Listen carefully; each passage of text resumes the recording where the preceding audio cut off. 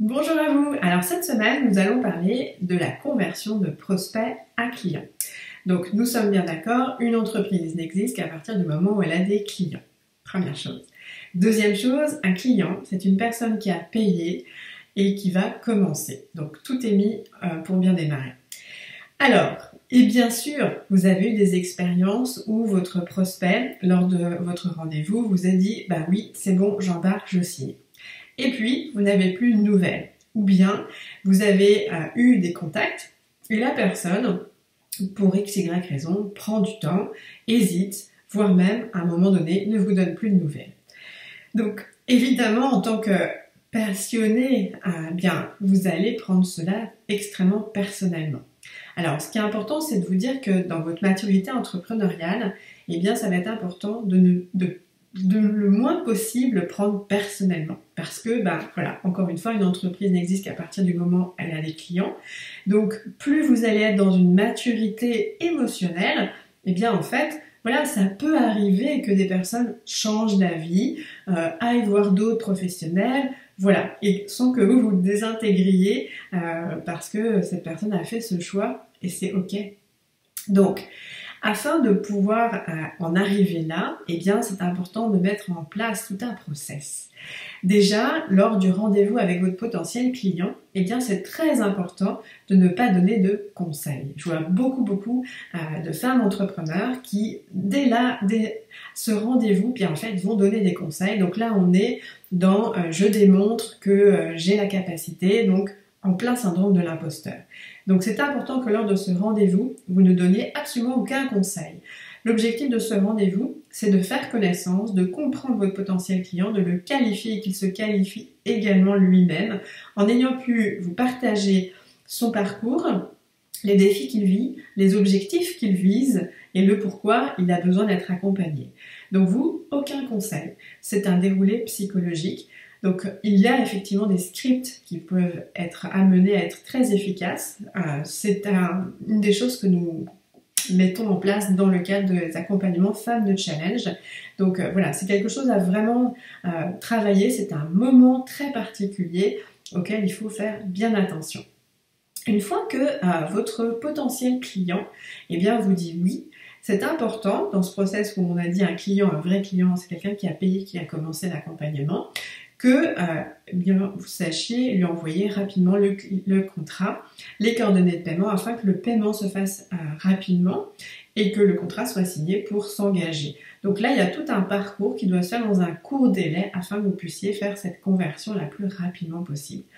Si votre prospect ne dit pas oui tout de suite, alors là, ça va être important que vous puissiez l'engager dans le fait que pour x, y raison, eh bien en fait, il va réfléchir.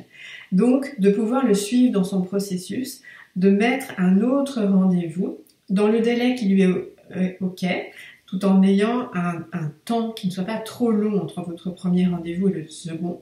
Également d'avoir son numéro de téléphone, parce qu'en fait, dans le parcours qui a été le vôtre durant ce rendez-vous, vous avez créé un momentum, vous avez créé une ouverture, une connexion qui a fait en sorte que les peurs, les doutes, les résistances potentiellement étaient moins présentes. Or, une fois que l'appel aura été clos, il va revenir ou elle va revenir dans son quotidien et les peurs, les doutes, en parlant à son conjoint, à des amis, etc., vont refaire surface.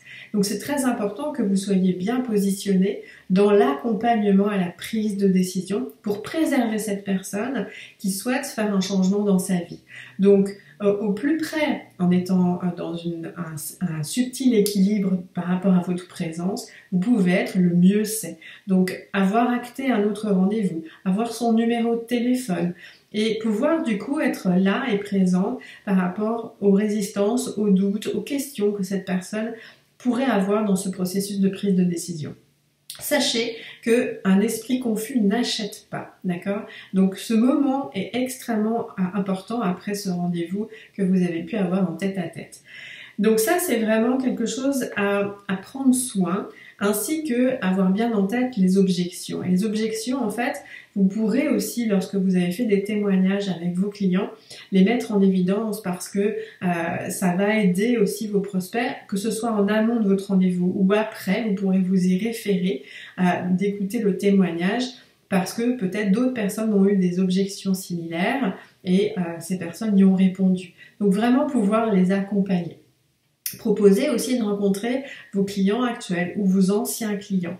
Tout ce qui sera nécessaire pour rassurer cette personne, répondre à ses besoins, ça c'est extrêmement important dans la psychologie. Donc ça c'est vraiment toute une démarche qui est dans votre travail et qui doit être dans un processus. Et donc effectivement, c'est très précieux. Et donc vous allez voir qu'en mettant en place ces pratiques, eh bien en fait votre taux de conversion va significativement augmenter parce que vous allez non seulement avoir créé un vivier de prospects en amont et pendant le processus du rendez-vous, vous serez vraiment pleinement dans votre posture d'accompagnement à la prise de décision. Et si celle-ci ne se finalise pas tout de suite après, et bien en fait dans tout ce cheminement, vous aurez accompagné cette personne déjà dans un processus qui, je vous le souhaite évidemment, conclura si encore une fois cette personne c'est le bon moment aussi pour elle. Voilà, j'espère que ceci vous aidera. Si vous avez estimé que ces conseils sont judicieux, résonnent pour vous et que vous souhaitez être accompagné dans cette démarche, eh bien n'hésitez pas à prendre contact avec moi pour que nous parlions et faisions connaissance de là où vous en êtes aujourd'hui, quelles sont vos envies et comment je pourrais vous aider à les atteindre. Voilà, je vous dis à très très bientôt. Au revoir.